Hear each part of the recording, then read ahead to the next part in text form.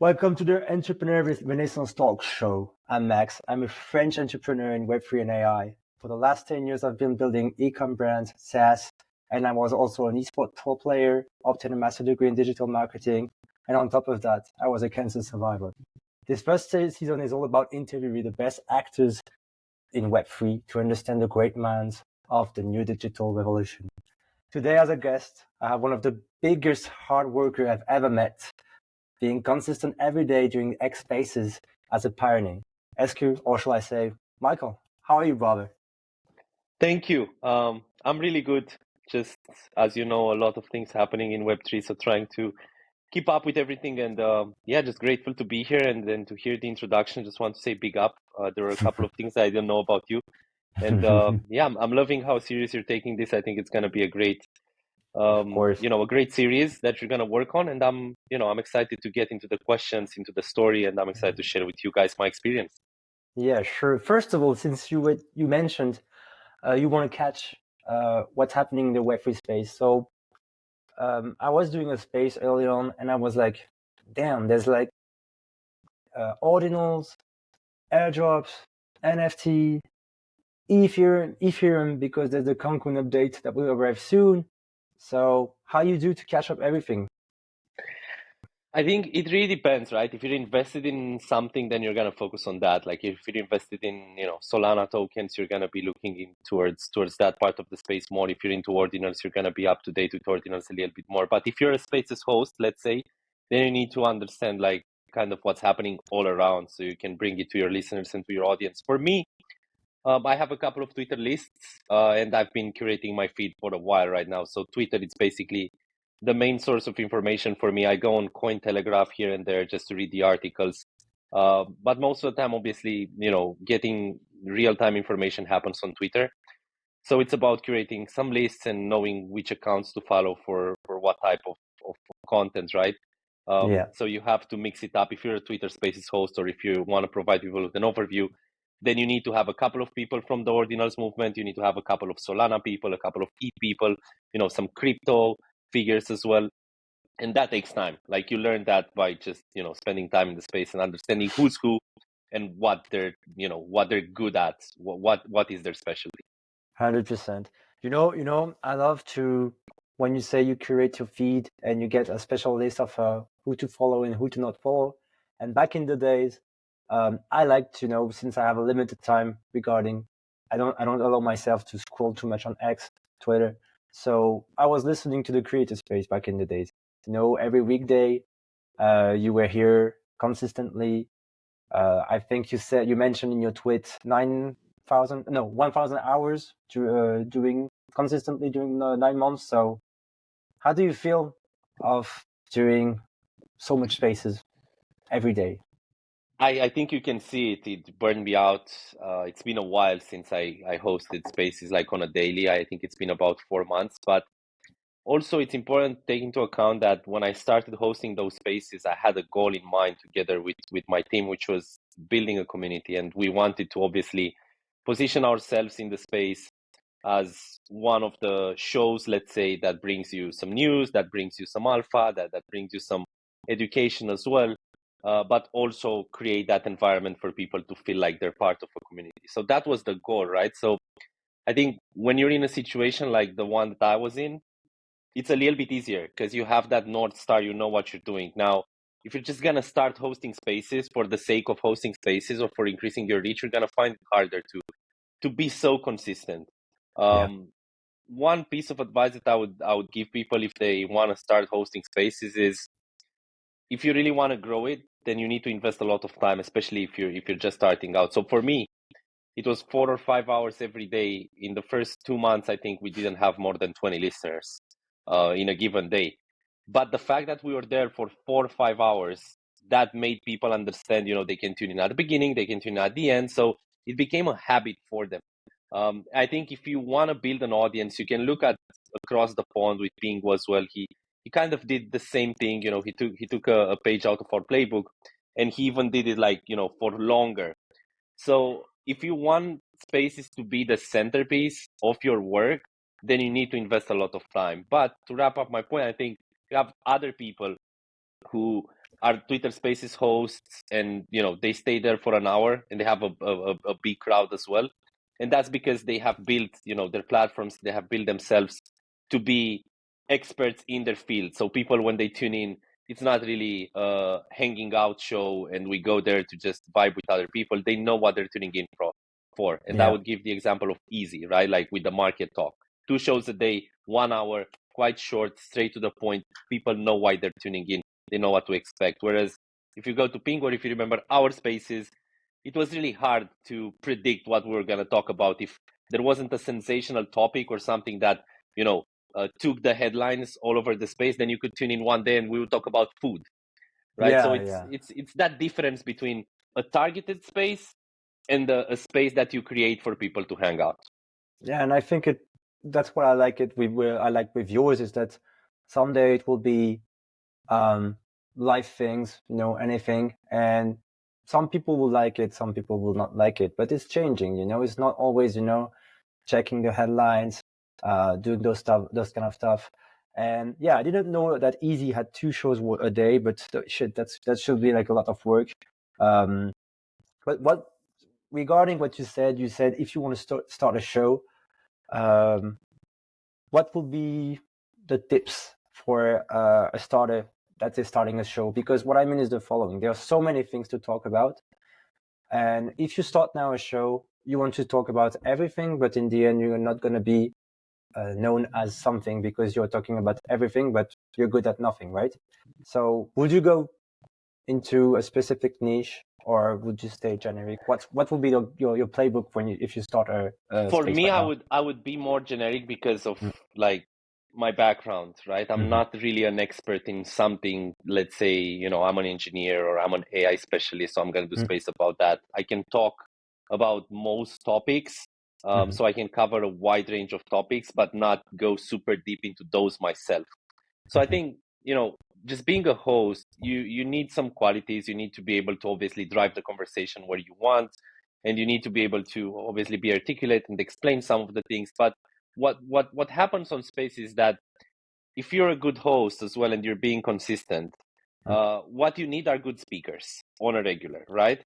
And if you look around at the Twitter spaces that were built, I'm talking about, let's say, Mario Nafal here as well, right? Like he had one of the biggest spaces, regardless of how he got there, and people obviously use different tactics and they might get bots on it. It doesn't really matter. What I'm trying to explain here is how the operations behind his spaces were working. So you have a certain topic that you want to address, right? Mm-hmm. Even though you're a generic host, obviously, like when you plan for a space, let's say for tomorrow, you have to at least have an idea what you're going to talk about for a certain part of the space. Maybe the other one can be free flowing and it's just conversation that happens between you and the people that tune in.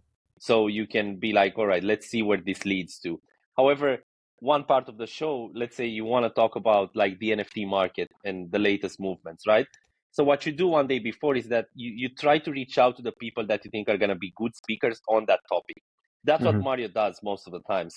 They send a bunch of DMs and they ask people, can you come to my space tomorrow? This is what we're going to talk about. We believe you would be a great speaker. That's how they got to that level. It's a lot of work, Yeah. hundreds of DMs. People tend to show up to your space if you reach out to them personally, Yeah. because it's like they take a small commitment, right? And some people, they find it super hard to say no, so they're going to be like, oh yeah, I'm coming, and then they feel kind of the obligation to come. So to wrap up my point and to give you a specific answer, like generic or not, it really depends on your background.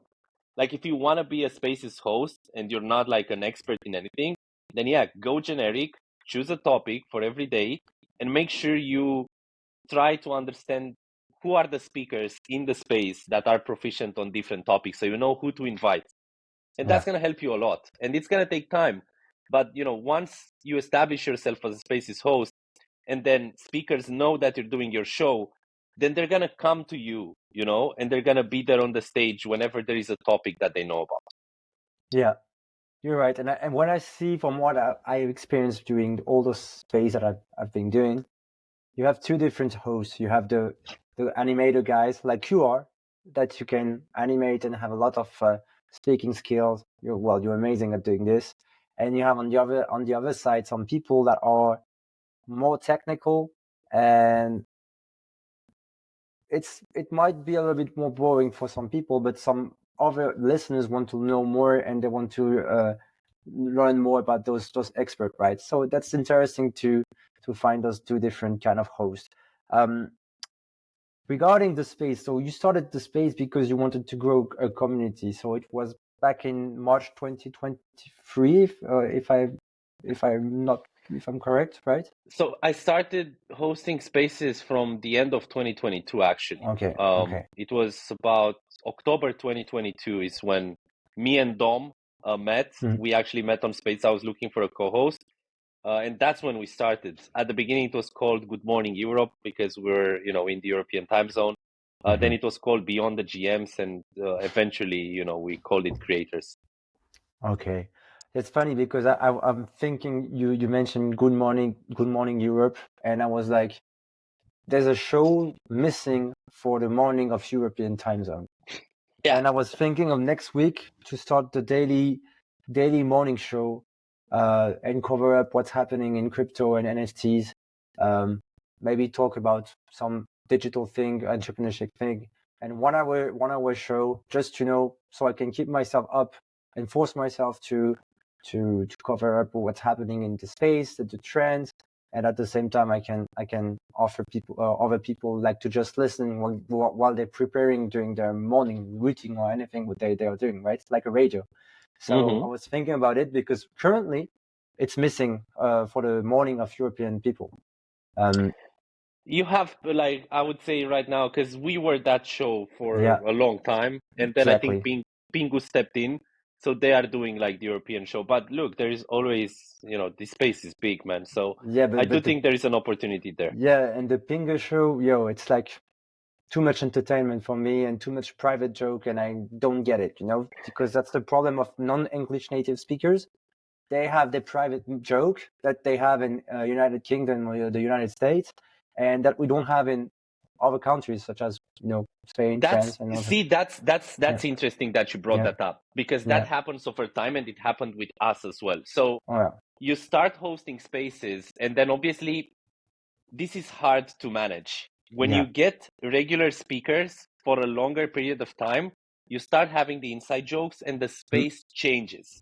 Yeah. So it makes it hard to attract new people.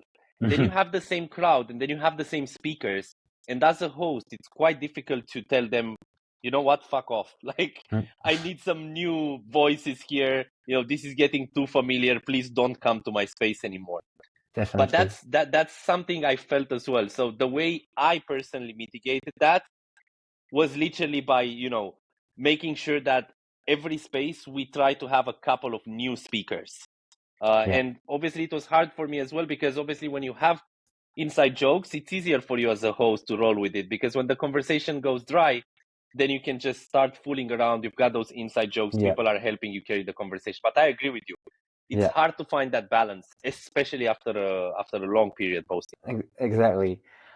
And let's speak about and talk about the community. So the creators, the movement that you created and built. How did the idea came up? So this is what happened. At the end of 2022, I met Sydney Swift, who's the founder of Creators. I met him while I was working at a marketing agency. A Canadian marketing agency hired me.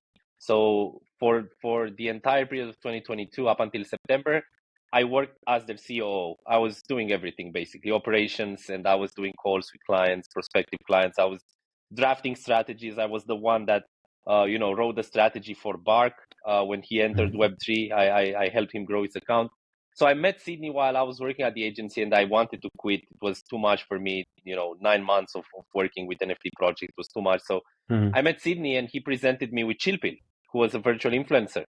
And he showed me the plans that they have for this next product that they were going to release under the umbrella of a brand name Creators. Okay. So they hired me basically, and I built a team because they needed a lot of stuff. So I started building a team. I was alone at first, then I found Dom, then I found Jivan. We were working with Lily. I hired Chewy. At the peak, we were 7 people working Okay. for Sydney under the umbrella of Creators, right? So that's Yeah. how it started. It wasn't really my idea. It was their project.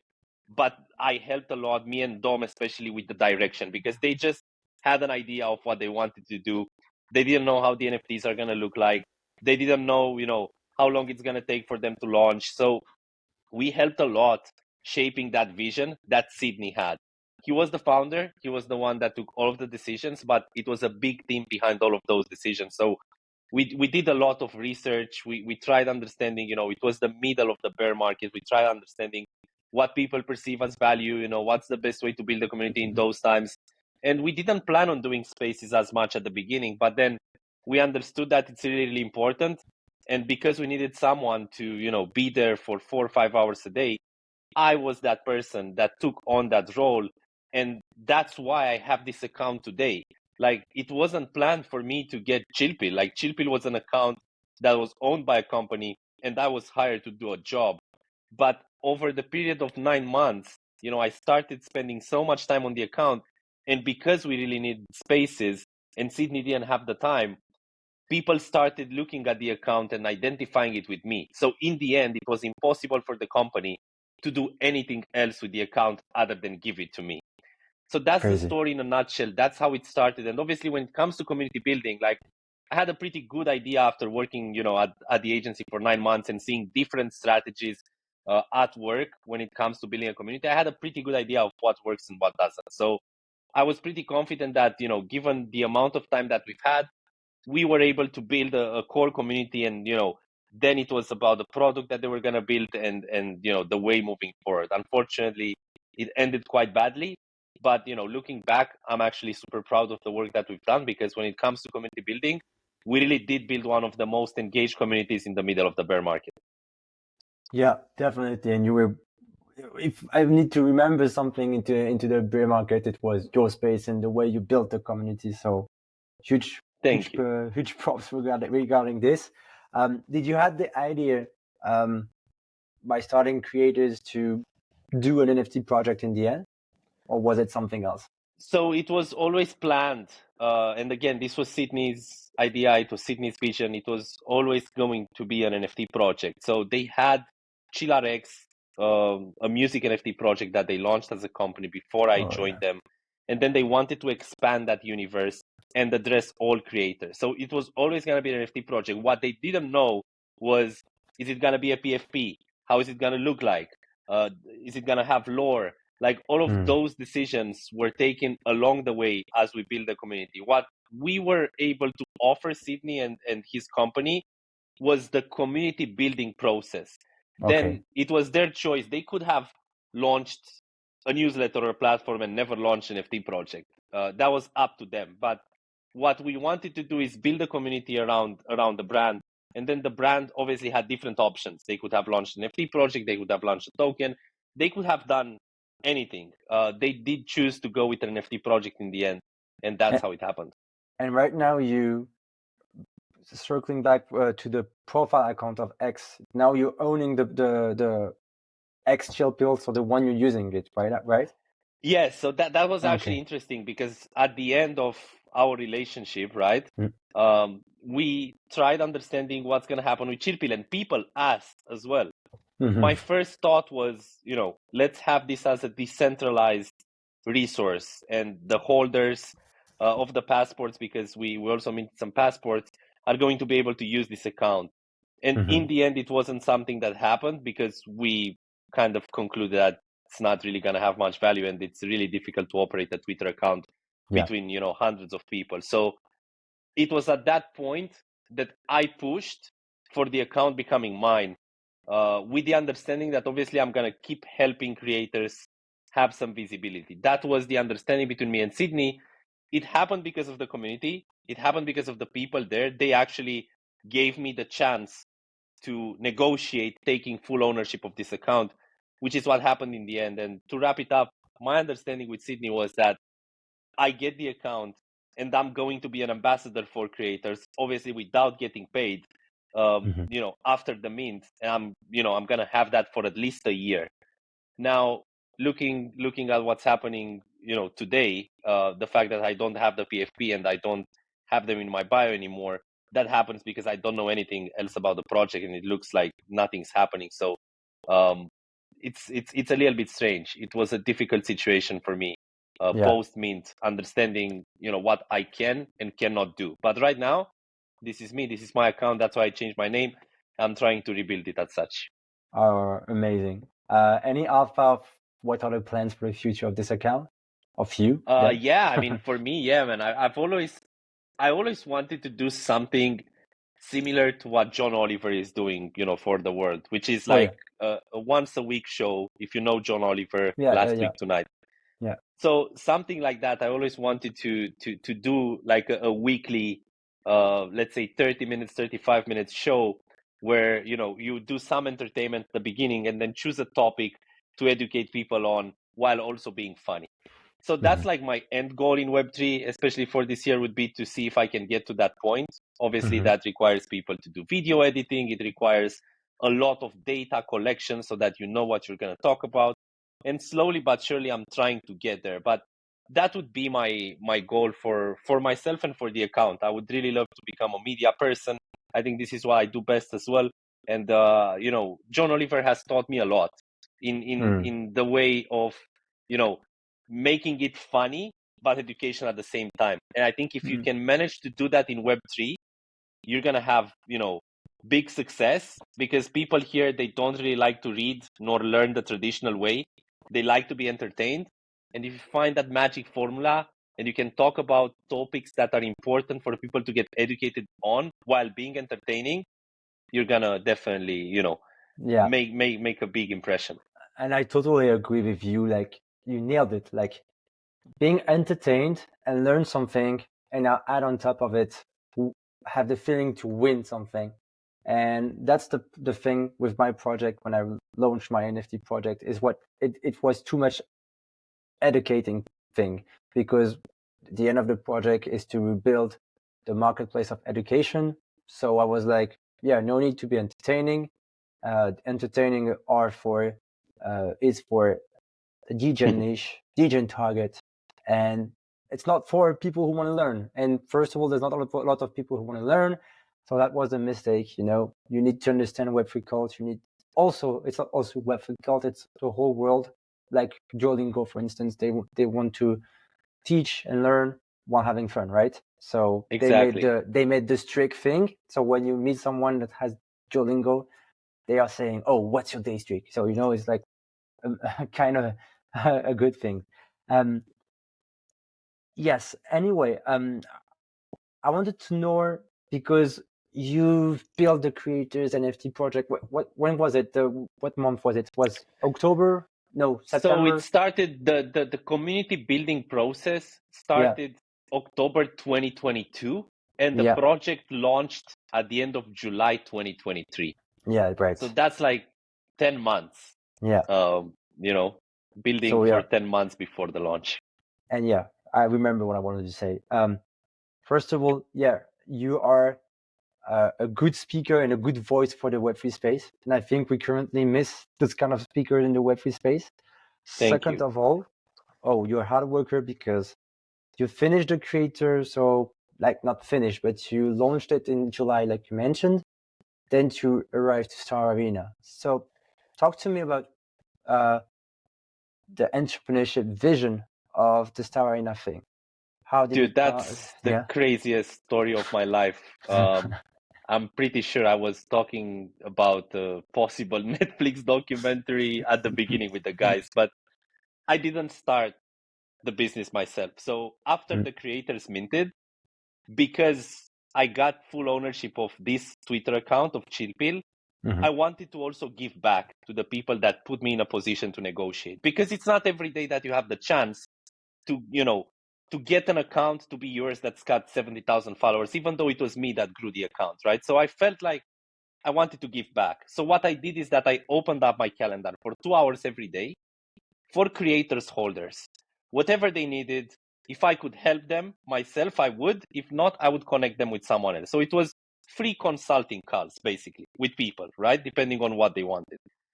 One of those people, actually the first or second call, was a guy named Hans, who was a developer that was building a platform similar to Frentech. So I heard him out. I gave him a couple of pieces of advice. And then I told him that whenever he has something that I can try, a platform to test, I would love to do it. 2 weeks after that call, he gets back to me and he's like, we need to speak urgently. And I was like, all right. So I got on a call with him and he was like, I launched this platform. It's been 4 days and it exploded. This is the platform. And he said, I need help. I'm a developer. I'm a builder. I want to build things, but I don't know anything else. I need a team. This is growing too fast. Can you help me? So at that point, I had to take a decision. And at first, obviously, I was like, let's see how this goes. I'm not going to abandon everything to jump in bed with this guy because I don't know, what's going to require of me. Like, I don't know what I was going to do. So I started working with Hans and I understood that he needs to build a non-developer team. So we needed someone on social media, we needed someone on Discord, we needed someone to come up with a strategy to grow, to attract new users and get the platform growing even faster. So obviously I reached out to the people that I knew in the space and people that I worked with before. That was Jivan and Video. And obviously Hans at that point, he was in contact not only with me, but he also reached out to Cook. So Cook was another guy that was brought on. And then I brought Boot as well, who was a guy that was, frequently on my spaces. And I thought he was pretty smart. So I was like, this guy's going to help. Now, Stars Arena grew so fast that we were faced with a choice. Focus exclusively on Stars Arena. Every, minute of our days would be spent on trying to turn that platform into a real business. And all of us at that point, we decided to do it because it was so exciting. It was growing so fast and the possibilities were endless. I was really passionate about building a SocialFi platform that has a social aspect because Frentech at that point was dominating the timeline, but I didn't feel like Frentech had any social element. You really just needed money in order to do something on Frentech. Whereas on Stars Arena, we actually saw it with our own eyes. People that didn't really have a lot of budget would come in and would be able to generate some income for them as content creators. And one of the most exciting things was that we were looking at that platform as something that could break crypto barriers. And we've seen it happen. Like the sign-up process was so easy. We would actually pitch this to non-crypto people and they would sign up and then they would get traded. They wouldn't need to create any wallet. They would get traded, they would get some AVAX, and then they would be hooked and they would start asking about crypto. So I was like, this is a really good way to attract even non-crypto users.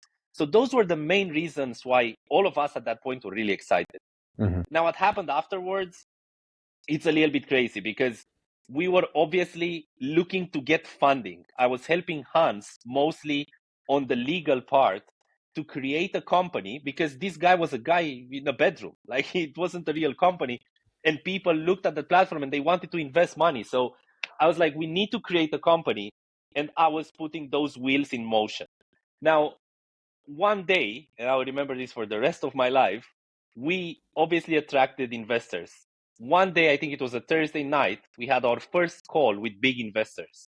And we had to prepare. So obviously, I was the one that was dealing with non-developer stuff. So for the first time in my life, I was meeting these investors that wanted to throw millions of dollars into this thing. So I had to come up with a pitch deck and shit like that.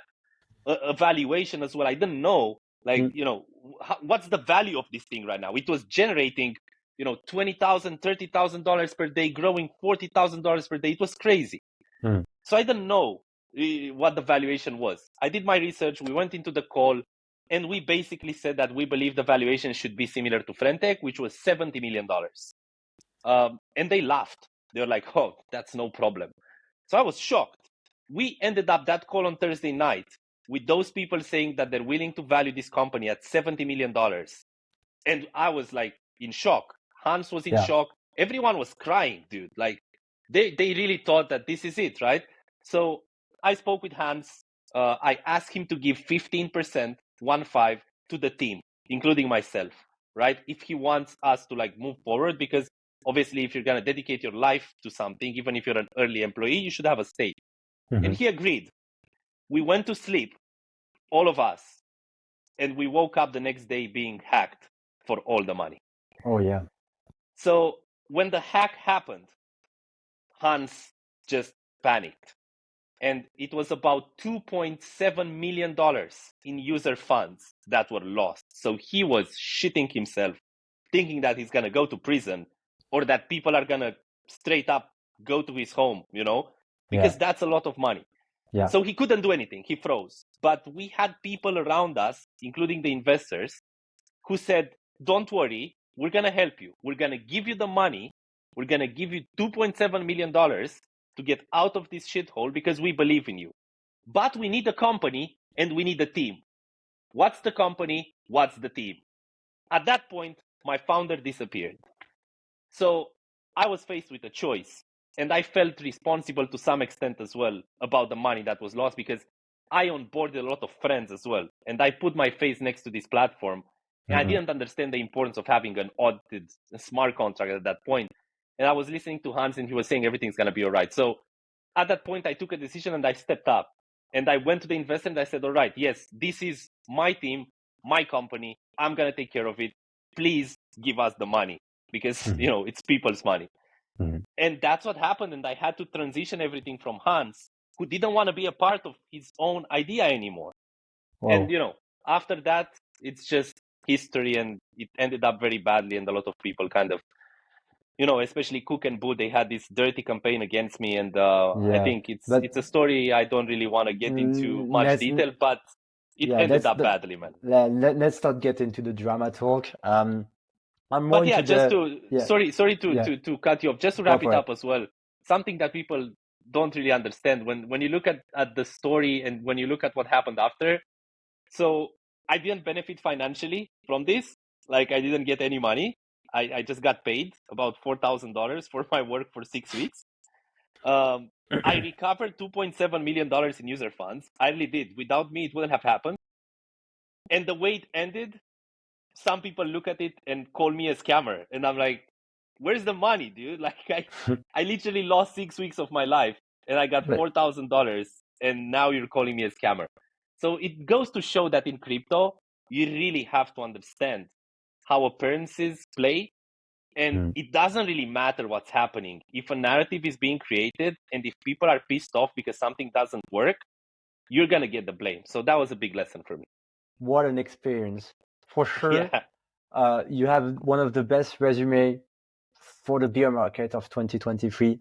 And wow, like build a community, creators, Tower Arena, whoa, crazy. So without going, so I don't want the detail of the drama talk. I want your mindset as an entrepreneur. And I believe you were a CEO. So what was your mindset when you woke up on the morning, 2.7 million evaporated, your CTO, Hans, panicking? How were you feeling on the side? Dude, it was crazy. Like, I'm a person that jumps head on. Like, if you tell me, you have to do this and I have no idea how to do it, I'm not going to say no. I'm going to say yes, and I'm going to either figure out or fail miserably. So that's how I felt at that point. And it was obviously a huge opportunity. Like, can you imagine going from a guy that does Twitter Spaces to a guy that's now looking to get tens of millions of dollars in funding and be a tech founder? Like, I have no experience to recommend me for that position. Like, I didn't have any accolades. I was not a part of that world, literally. But I didn't say no. I took on the challenge, and I'm proud of what I managed to do in those 6 weeks because, as I said, one of the first obstacles was understanding what do I need to actually attract funds, right? So I started looking into how to build a pitch deck for a tech company. I started talking with lawyers. I started understanding patents. I started looking into smart contracts, security audits, and so on. So I kind of learned everything along the way. I wasn't qualified to be the CEO of anything, but I had to. So for me, it was this huge challenge that was once in a lifetime opportunity, and I couldn't say no. Yeah. And looking back, obviously, I've done some mistakes in terms of not understanding the dynamics between the people that were surrounding me. But right now, if you put me into the same position, I'm a shark. I know. I've seen what happens with my own eyes. I've seen what people want at that level. I've spent, during the hack, there were 3 days of transition. Those 3 days, Friday, Saturday, Sunday, I was on the phone with Emin, the AVAX founder, who's like a billionaire, right? The guy's a professor. He's one of the smartest minds on the planet. Yeah. I've spent like at least 5-6 hours every day with him on the phone and with their teams. So it was a huge jump start for me, and I wasn't gonna, just quit. So if you're asking me today, right, do I feel like I would be qualified to be a CEO or a founder of a tech company, of a Web3 tech company? Yes, for sure. And I Yeah. think this is something that even tech founders from Web2 will struggle with. Like, this is a different space. This is wild. This is savage. I You have to agree. know how to protect yourself. You have to know the legal structure that you need in order to advance. So there are a lot of things that I think even a qualified 50-year-old tech entrepreneur from Web2 would struggle with. So yeah, I think I'm more than capable right now of understanding what that journey asks of you. And I'm looking forward to having obviously another opportunity to apply all of these lessons that I've learned with Stars Arena. But regardless of how it ended, this is going to be how I wrap up my point. Regardless of how much it hurt me, because it did, like it left me out of a job. It kind of ruined me financially, and my reputation was really hurt, and it still is. I wouldn't do it differently. I wouldn't change it because I know what I've learned, and I know how useful that's going to be in the future. But I think the experience that you had is worth it. Like a lot of people would dream to have your position, even though it was a hard position to have. And I understand you and I feel you, because being a founder, I feel you because I am not in the tech thing. I know the basic of tech, but you need to learn everything. You need to learn a little bit of everything. And I think you had the same feeling than me, that is that when you finish the project, is that, oh, what am I good at? So just building project, right? So Yeah. that's the thing. You have the energy and you have the the power to make things happen into the space, and huge respect regarding this. And maybe people hate you, and I'm by the way curious that people are not forgetting really quickly like what happened, because for example, if you dive deeper into, not gonna criticize anyone, but if you dive deeper into some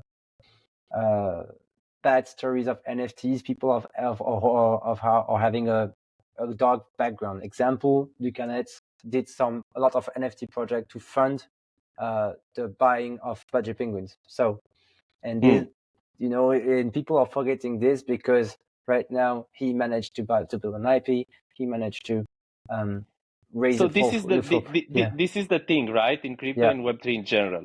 Yeah. If people's bags are pumping, they will Everything forget could. everything that you did. Yes, And exactly. on the other hand, if people's bags are going down, you can be the saint of the world. They're going to crucify you. You're going to be the worst ever. Facts. Once you understand that, it's easy. It's like, I compare it a lot with football because I was a football player when I grew up. It's like you're a coach, right? Now, you get good results. People don't care about anything else. They don't care about how you're playing. They don't care about the circumstances. Are you winning? Then you're good. The moment you're losing, they forget the 10 years of winning trophies. They're going to want you crucified, out. Of course. So it's kind of like that. And you have a lot of people on the sidelines that look at you and tell you how to do your job. This is the same. It's a very good analogy with a founder, right? Yeah. Because you will always have people that look at it and like, oh, you're not doing enough. Obviously, like, you cannot run a company, a real company. People always ask for, oh, you should be able to build a real company. Yes, but a real company does not operate with the level of transparency that people, want to have in Web3. Like, if you would be 100% open about everything that's going on, then you would fail miserably. To give you an example, right? With Stars Arena, most of the problems we've had happened because the transition we had to do from one developer to another. Now, I couldn't go in front of people and tell them, well, unfortunately, our tech team right now, it's not capable of delivering, so I'm looking for another tech team. I couldn't say that. That wasn't, but people wanted an explanation. I didn't have one, right? So it goes to show that you cannot operate a real company and be 100% transparent with everyone around, because this is the public as well. It's not like people have the expectation in Web3 the same way as a shareholder would, even though they're not shareholders. That's the big difference, in my opinion, right? If you're going to have shareholders, that's fine. They need to know what's happening. But the general public, it's not your shareholder. You need to present the good face. They don't need to see what's going on behind, the scenes, because if you would do that, it would destroy you. So you need to find a balance, man. And it's really, really hard because people have this unrealistic expectation sometimes from founders. And you gave a really good example with Luca. Yeah. The moment you're successful, people will not care about what you did before. Yeah. And look on the other side. Frank with DGod's currently having a downside, and they're saying, "Oh, they should have done this, that." It's like always the same thing. It's a human trait, where people are always pointing out mistakes rather than win plays, right? So that's funny.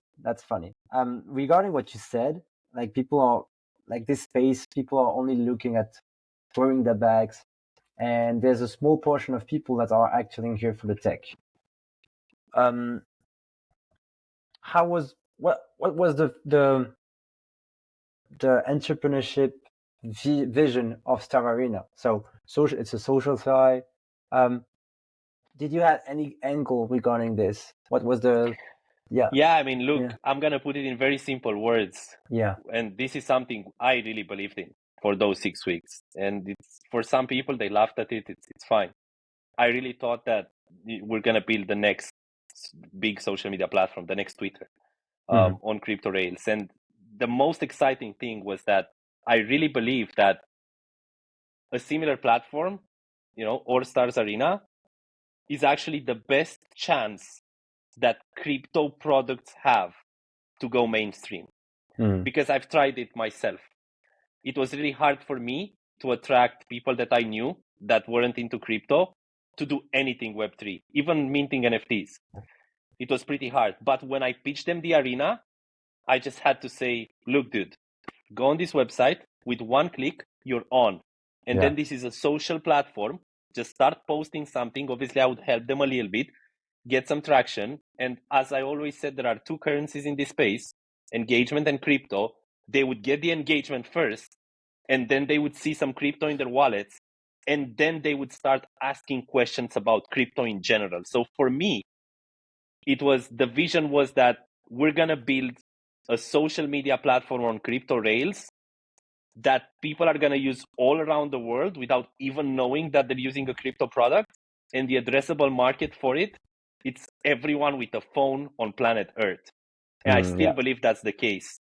I don't know what they're going to do, but I still believe that's the case because I've seen it with my own eyes. Like I've compared trying to onboard my barber and my non-crypto friends into NFTs and Web3 to trying to onboard them into the arena. Dude, they were hooked on the arena. In one day, they were addicted.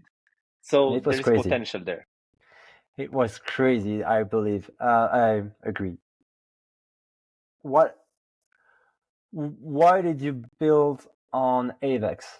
Was there any specific that reason? Was Hans. So I didn't really have, this was already built on AVAX when I met him. But using AVAX, I didn't know much about AVAX before the arena. Using AVAX was quite easy for me. So I thought it was a really, really good choice at that point for him to actually go with AVAX.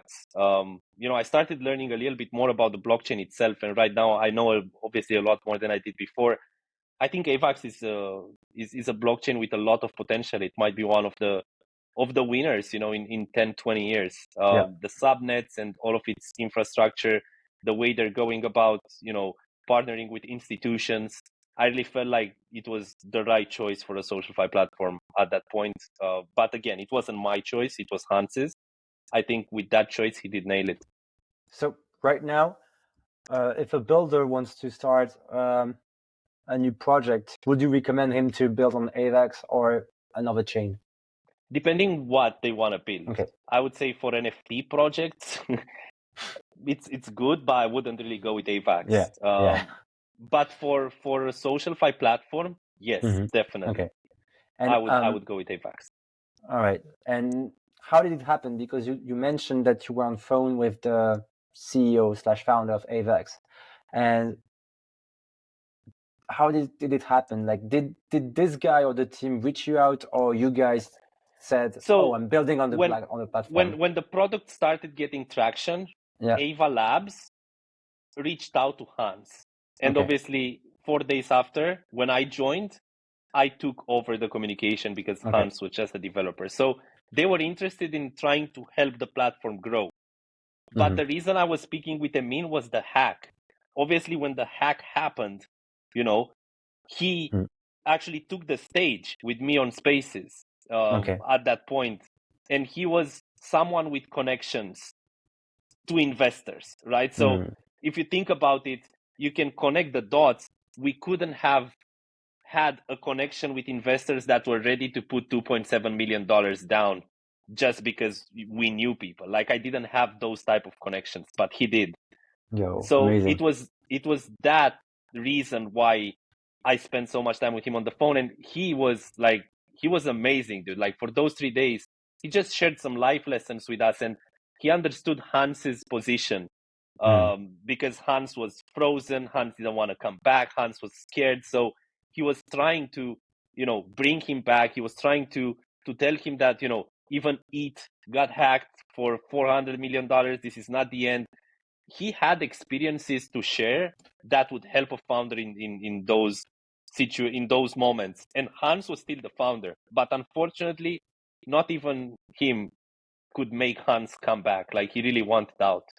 So Crazy. yeah, that's why 3 days it was back and forth, trying to obviously transition the tech and make sure that the investors are reassured and make sure that we secure those funds so that I can go out and tell people, don't worry, we got your money, because it was $2.7 million. So Of course. that was my role. I was, Yeah. I was willing to do anything during those 3 days to get people's money back. And this is how I actually pressured Hans into collaborating, because he disappeared, dude. Like, he literally vanished.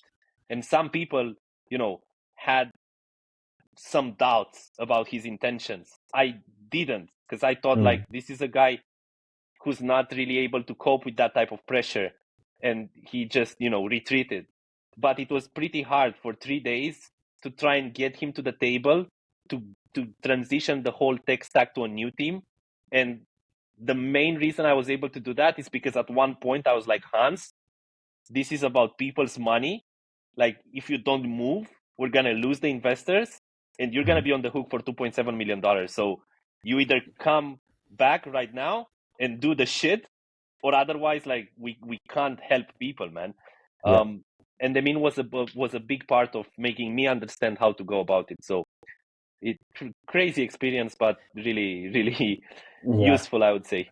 And have you heard about Farcaster? I believe so. Yes, I was on Farcaster last year when no one was on Farcaster, but I didn't really give it much importance. I was invited, actually, and I tried it. It was called Farcaster, the app at that point. Today it's Warpcast. Warpcast. Yeah. Just for the listeners, Warpcast is basically a mix between Twitter and Reddit. That's how I call it. It's like Yeah. you create some frames or cast, I don't remember, and it's basically subreddit, the equivalent of subreddit. So I tested it on my side. The thing that is cool, you can, if I want to check my timeline for fitness, then I just click on fitness and I have a timeline for fitness. So this is cool. However, I don't like to post and and you don't know where to post. Like they mentioned, you need to post on a frame to get more views, but I'm like, which frame do I want to post? And same thing for create a channel. You need 2,000 and 500 warps to create a channel. And I was like, how do I get warps? So I'm curious, what's your take about this? Do you think it's considered as a social fi? What's your take? I wouldn't say it's a SocialFi platform. No, I would say it's a decentralized social media platform. Like, I don't see the finance element, but I'm still to dive deeply into it. I created an account for the second time because I've had one before when it was just called Farcaster. I created it today, actually. So I paid the $5. I was looking at casts and how to get them. But yeah, I still need to spend some time on it to understand if they change the direction that they've had last year towards a more social-fi approach. For Mm-hmm. now, it feels to me like this is a decentralized social media platform. And obviously, if you're thinking about decentralization and products built on crypto rails, there is a finance element to it. But without that bonding curve, without being able to trade, social media profiles and be invested in social media profiles the way you can do it with the Arena and Frentech, Mm-hmm. that's what SocialFi, at least for me, that's what SocialFi is. Yeah. However, these definitions, they change along the way, and this space evolves so fast. So maybe, just maybe, Frentech and Stars Arena were not a real SocialFi, and this is. We Yeah. don't know that, right? We still need to see what's happening. But look, I'm excited about decentralized social media platforms because I think most of social media users are actually frustrated with the way that social media platforms are being run. You can be suppressed, you can be shadow banned, you can be suspended with no explanation. These algorithms that have been built over the last like 15 years, not even their teams understand it very well. So it's this exciting moment in crypto, I think, where we all understand that a new social media platform built on crypto rails that has an element of decentralization might actually emerge and be successful. So I'm curious to see how this is gonna work out. And Farcaster for sure. These people have been working hard for a year without making any noise.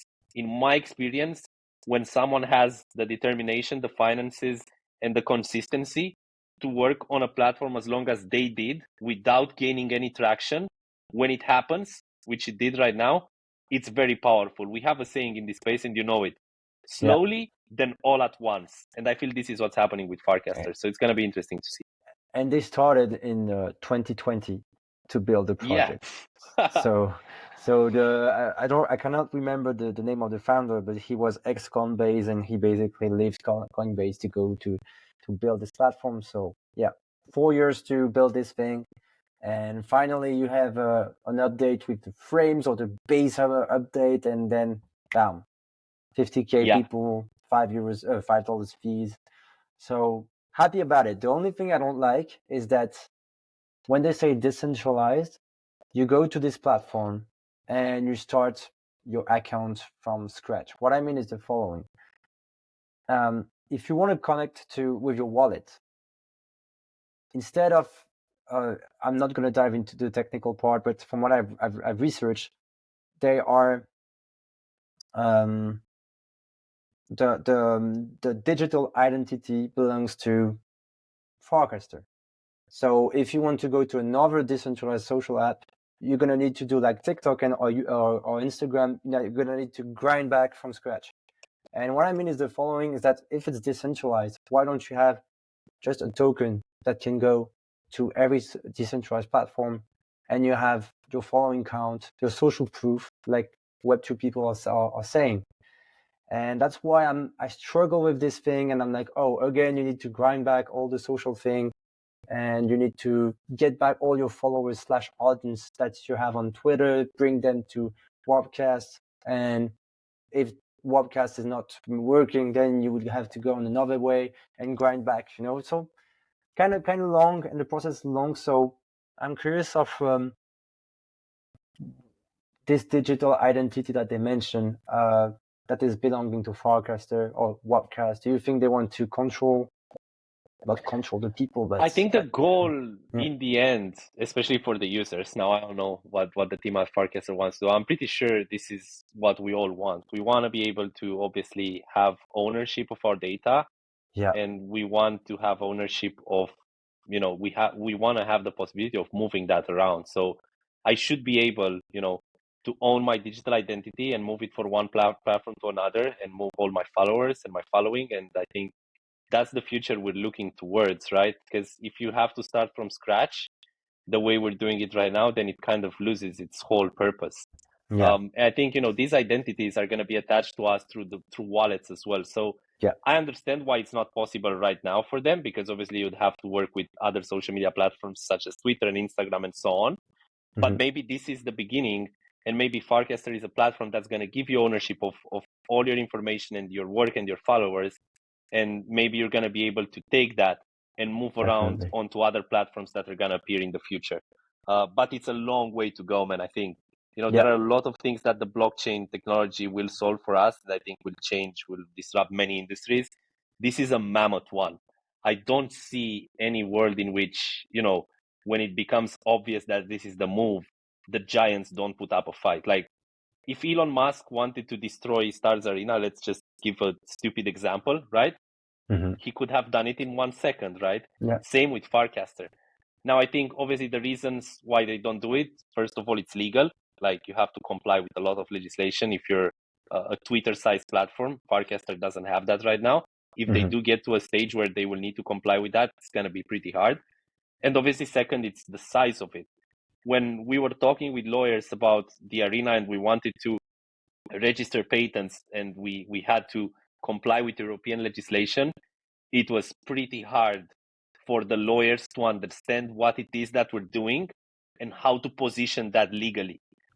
So I think the same obstacles are going to happen for Farcaster and any other social media platforms that want to run on blockchain rails and want to be decentralized.